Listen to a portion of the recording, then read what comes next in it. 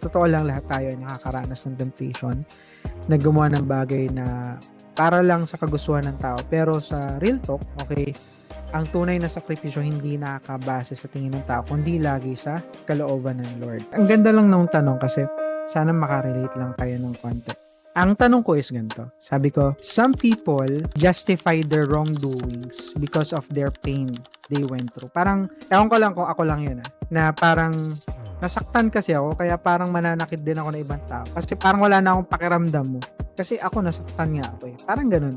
Ewan ko lang kung nagets nyo yung point ko na parang, alam mo yun, nagsakripisyo kasi ako.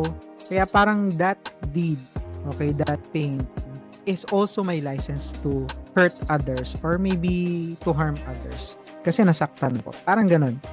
Okay? Yun yung tanong ko actually. So, tingin ko you can relate to this one. Yung mga sacrifices. Katulad nga kasi siguro yung sakripisyo ng nanay ni Carlos Yulo. Example lang naman. Naisip ko lang siya bigla. So anyway, alam nyo ba kasi si Lord, okay, hindi lang siya tumitingin sa laki ng sakripisyo natin, kundi sa puso nung mismo nagsasacrifice. Okay, so it's not what our sacrifices are, but what our heart really is.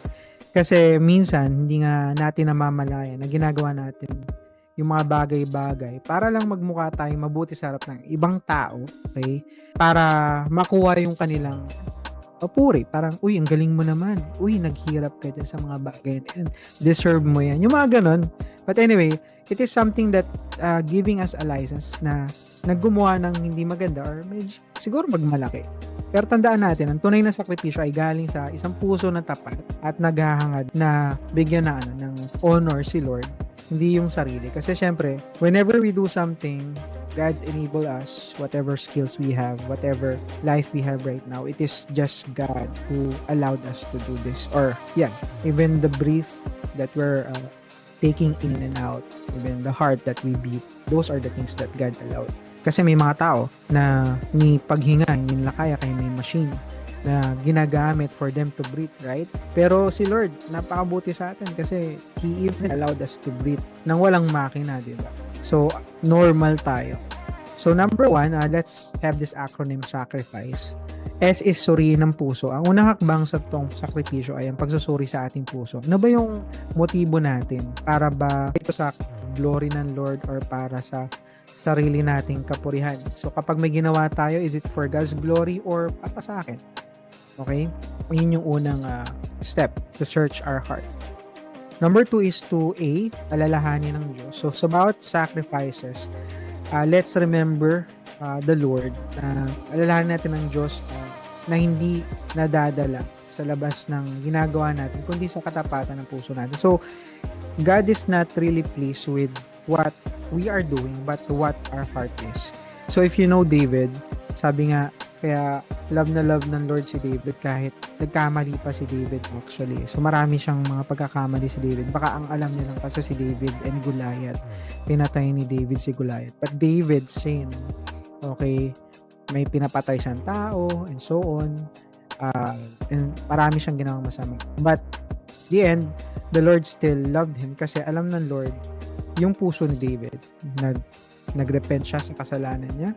And sabi nga, David is actually, sinabi ng Lord, he is a man after God's heart.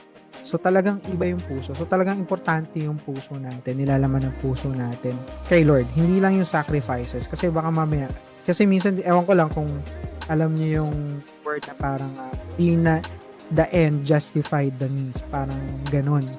Kung alam niyo yung ibig sabihin nun. Parang wala kang pakialam kung ano yung way na para mag-get mo yung success. Basta maging successful ka. Wala ka nang pakialam sa anong process na ginawa mo. Yung mga tao kasi ganun. But again, the Lord look at our hearts. Okay, kung ano yung motibo natin. Again, remember the Lord. Lalahanin natin si Lord. So letter C is consciousness. Maging conscious tayo sa mga bagay na ginagawa natin. Minsan kasi masyado tayong busy sa ginagawa natin, nakakalimutan natin kung bakit natin ito ginagawa. Ang totoo, ang Diyos ang may kakayahang makakita sa pinakailalim ng ating intention. Kasi kahit ano pang sabihin natin na ginagawa ko to para sa ganito, para sa ganyan, si Lord at si Lord talaga. Kasi matetest yung intention natin, okay? Kapag dumaan na yung pagsubok, yung challenge, it is what really reveals our heart. So, we should have this conscious effort, okay, na ito ba talagang ginagawa ko ay para makabuti sa ibang tao? Ayan. Baka mamaya, baka may something na. Kasi, sabi nga, lalabas daw yung laman ng toothpaste kapag pinisil. Parang tayo, lalabas daw yung ating totoong reason or why natin kapag tayo ay na-challenge na. So, we should be conscious sa mga ginagawa natin. Then, real talk, so sa totoo lang, lahat tayo ay nakakaranas ng temptation na gumawa ng bagay na para lang sa kagustuhan ng tao. Pero sa real talk, okay, ang tunay na sakripisyo hindi nakakabase sa tingin ng tao, kundi lagi sa kalooban ng Lord. Okay, then I is mag-ingat tayo sa mga pagkakataon na parang wala namang masama, pero deep inside, alam natin na ginagawa natin ito para sa sarili nating kapurihan. Then F is focus on God. Sa lahat ng bagay, ito natin ang ating mata sa Lord.